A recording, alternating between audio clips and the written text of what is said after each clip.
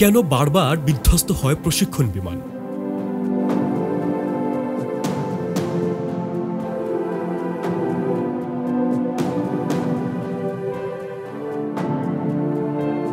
একটি দেশের আকাশপথ রক্ষার সবচেয়ে বড় হাতিয়ার তার বিমান বাহিনী, আর এই বিমান বাহিনীর শক্তি নির্ভর করে দক্ষ পাইলটদের উপর।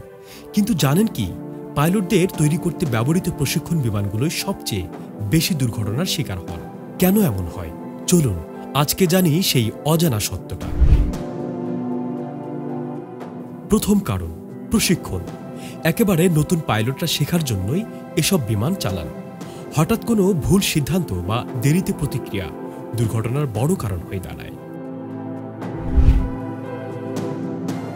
অনেক দেশে, বিশেষ করে আমাদের মতো উন্নয়নশীল দেশের বিমান বাহিনীতে বহু পুরনো ট্রেনার বিমান ব্যবহৃত হয়। প্রতিদিন একের পর এক উড়ানো আর স্ট্যান্ড করতে গিয়ে বিমানগুলো ক্লান্ত হয়ে পড়ে। তখন যান্ত্রিক ত্রুটি ঘটে। রক্ষণাবেক্ষণ যতই নিখুঁত হোক, ঘন ঘন ফ্লাইট আর টেকনিক্যাল চাপে ছোট্ট একটুখানি ভুল হলে বড় দুর্ঘটনার কারণ হতে পারে। কুয়াশা, ঝড়, ভারী বৃষ্টি। প্রশিক্ষণ ফ্লাইটে নানা রকমের আবহাওয়া সামলানোর শিক্ষা দিতে গিয়ে কখনো কখনো পাইলটরা বিপদে পড়ে যান।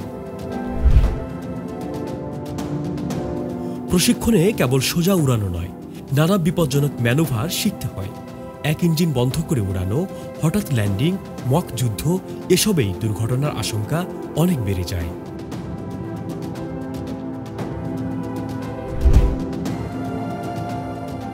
বাংলাদেশের মতো দেশে এয়ারবেসের চারপাশে বেশি পাখি থাকে, ফলে বার্ড স্ট্রাইকও প্রশিক্ষণ বিমানের বড় শত্রু।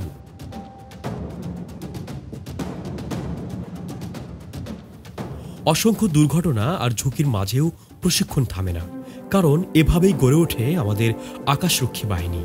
প্রশিক্ষণ বিমান বিধ্বস্তের খবর যতই শোনা যাক, এর ভেতরে লুকিয়ে আছে সাহস আর আত্মত্যাগের মহান গল্প।